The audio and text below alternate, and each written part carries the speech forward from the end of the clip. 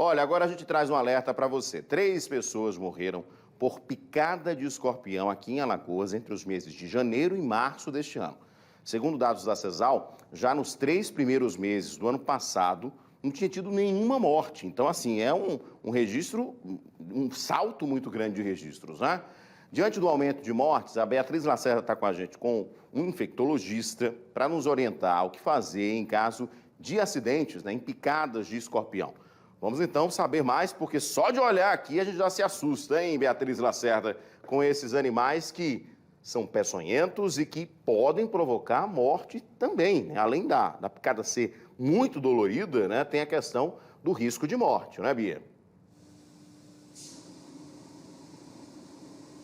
É verdade, viu, Edson? E esse número realmente chama atenção, né? 3 mortes em Alagoas, somente aqui no estado, em 2023, nesse período que você falou, né? De janeiro a março. Quer dizer, em apenas 3 meses, 3 mortes registradas por picada de escorpião. Enquanto que no ano passado, nesse mesmo período, nenhum óbito foi registrado. Primeiro, eu queria explicar que esse dado é da CESAL, da Secretaria de Saúde do Estado de Alagoas, e que, de acordo com os especialistas, né, com os médicos, não tem nenhum fator que tenha gerado diretamente esse aumento, apenas a má sorte das vítimas nesse caso. Eu estou aqui ao lado do infectologista Renê Oliveira, que vai explicar para a gente por que essa picada do escorpião é tão perigosa, né, para o corpo humano, quais são as reações que acontecem assim que a pessoa é mordida, né, picada, melhor dizendo, pelo escorpião. Doutor Renê, quais são as primeiras reações que o corpo humano apresenta? Boa noite. Boa noite. O início do quadro começa com o quê? Com uma dor, essa dor é uma dor cruciante, uma dor extremamente forte. Pode aparecer um edema, um inchaço no local e na maioria das vezes isso é limitado, aquele vermelhidão, aquela dor que geralmente conseguimos controlar com a colocação, por exemplo, de uma compressa morna no local e também uma analgesia, o uso de um analgésico comum.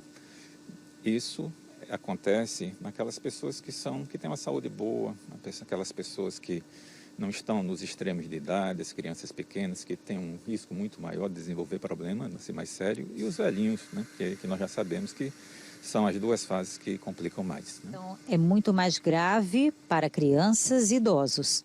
A nossa preocupação maior com as crianças, pela estrutura corporal, e pela quantidade do inóculo, né, do veneno que é injetado na ferroada do escorpião.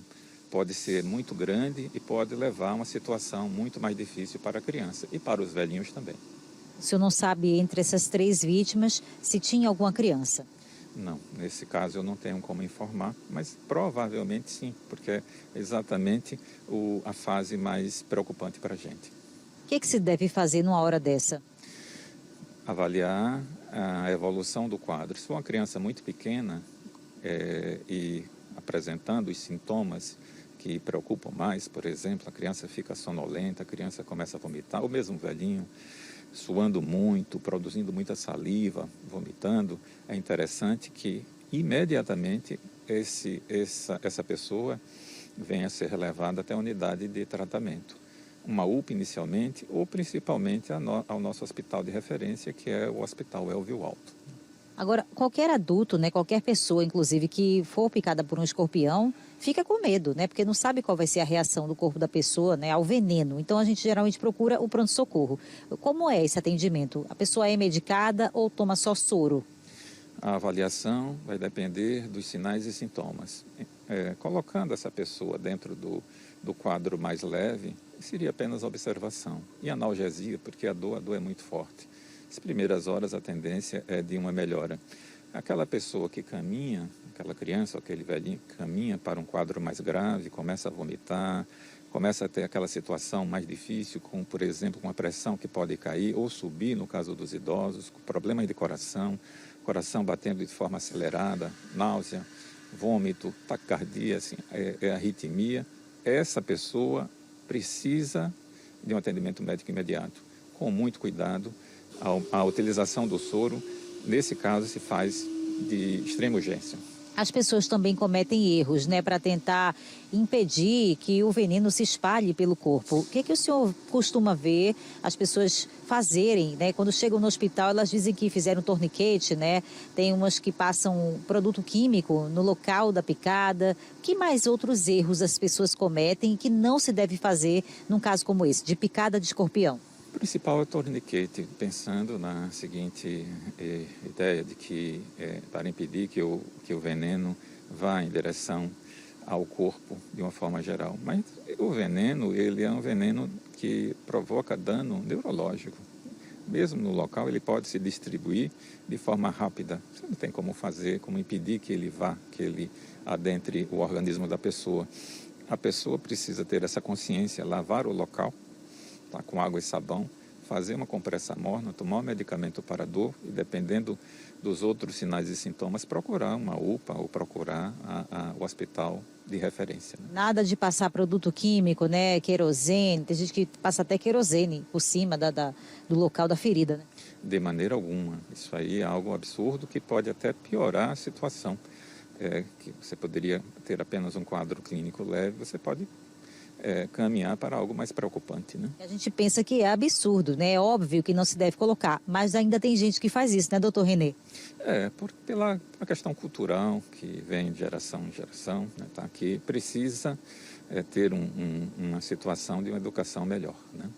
Vamos lá, então, agora para outras recomendações, né? O especialista aqui, o infectologista, o doutor Renê Oliveira, já disse que as pessoas, quando sofrerem, né, esse tipo de acidente, devem primeiro observar o estado de saúde do corpo. Necessariamente não tem que correr para o médico, né? Com criança pequena, atenção. Velhinhos, atenção. Observar nas primeiras 2 horas a evolução do quadro dessa pessoa. Sinais e sintomas de preocupação, imediatamente para uma UPA, para um hospital de referência. Um adulto com uma boa saúde, não. Tem condições de ter um tempo maior para uma observação melhor. Doutor Renê, obrigada. Agora, outra recomendação, né, Edson, que a gente faz, né, para todo mundo, se tem muita barata, cuidado, pode ter escorpião, porque o escorpião se alimenta da barata. Então, lugar que tem muita barata já é para a pessoa ficar mais ligada ainda. Lugares escuros, úmidos, onde já teve escorpião nessa casa, desse imóvel que alguém já observou. Aí tem que ficar mais atento na hora de calçar o sapato, né, na hora que for para a cama dormir, bater lençol, observar se a cama está muito colada na parede, né, se o berço da criança, o bercinho também está colado, é ideal que não fiquem junto da parede colado, mas tenham a distância ali de alguns centímetros da cama do berço para a parede, para que esse escorpião, se estiver por ali passeando, né, pela casa, não consiga subir com tanta facilidade. É a mesma coisa para o mosquiteiro. O mosquiteiro não deve estar encostando no chão, já para não facilitar a subida desse animal até o berço, né, o colchão onde as crianças ficam. Então, são alguns cuidados que as pessoas devem ter e a gente está alertando você de casa porque 3 pessoas já morreram aqui no estado só esse ano por conta desse tipo de acidente doméstico, né, com escorpião.